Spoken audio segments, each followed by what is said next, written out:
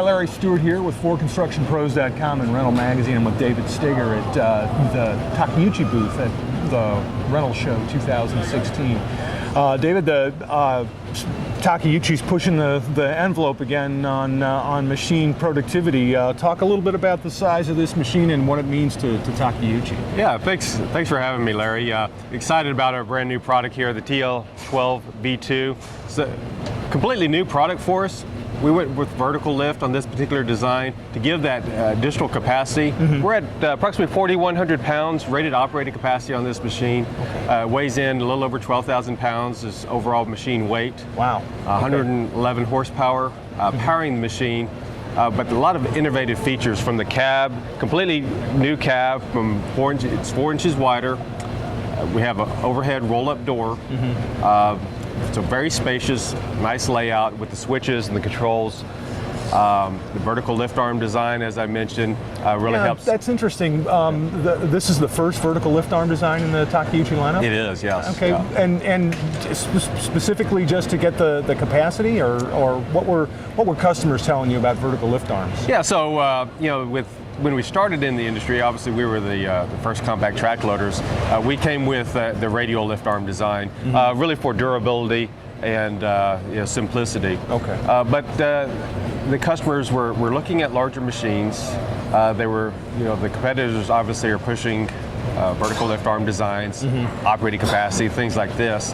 And we could certainly get there with our radial machines, especially with some of the optional counterweight packages that we had. Right. But people were still saying, I really would like a vertical lift design, mm-hmm. just to be able to compare apples to apples on machine. Yeah. So that's what we came to market with, the biggest and the baddest machine. And you still get a little additional reach at full dump height, right?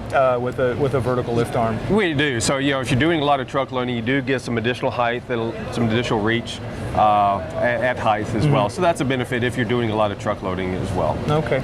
What kind of power are you using in the machine? What's you said the engine's 110 horsepower? 110, 111 horsepower. Okay. So we're using the Kubota 3800 engine, okay. With the DPF, DOC, and SCR. So it does use exhaust fluid, mm-hmm. As with anything Final Tier 4 these days, sure. in this horsepower class. So. Sure. What other features? You were talking about it's got a new cab on it.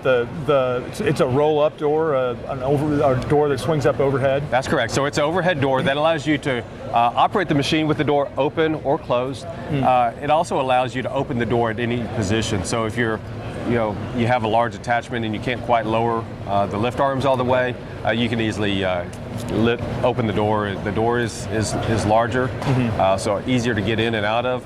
We've also made the door quieter, so it's less vibration and just a quieter door when you're operating it in the raised position. Sure. What kind of considerations do you have to take for track durability when you start getting to a machine this size? Oh, that's a good question, and we have changed the undercarriage, and so it's really that. Like I mentioned, it's a complete ground-up machine. Yeah, sure. So the undercarriage we actually made longer for a longer footprint, just to help keep the ground pressure as low as possible, sure. but also to help maintain tractive effort mm-hmm. on the machine. Okay. We've changed the track design, which is what we call our quiet ride track, where before we were steel roller on what we call steel mandrel or steel embed, okay. For durability. But over time, as we've developed the track, the track performance and durability has increased. Mm-hmm. And so we came out with the quiet ride technology, where we're running on rubber now. Okay. Again, because people were saying we want more comfort, we want a quieter machine. Just make it more comfortable to spend the day in that machine. You can see the layer of rubber for our quiet ride track system. We still use the very durable rollers along the bottom, front idler, and rear roller. We've also, as I mentioned, increased the ground contact length of the track for better stability and balance. You'll notice we've also scalloped some of the areas for clean out of the rollers, and we've also improved some of the clean out of the track frame as well, with the slope design being kind of self-cleaning. So on the backside we have good serviceability with the keyed single point entry on the hood.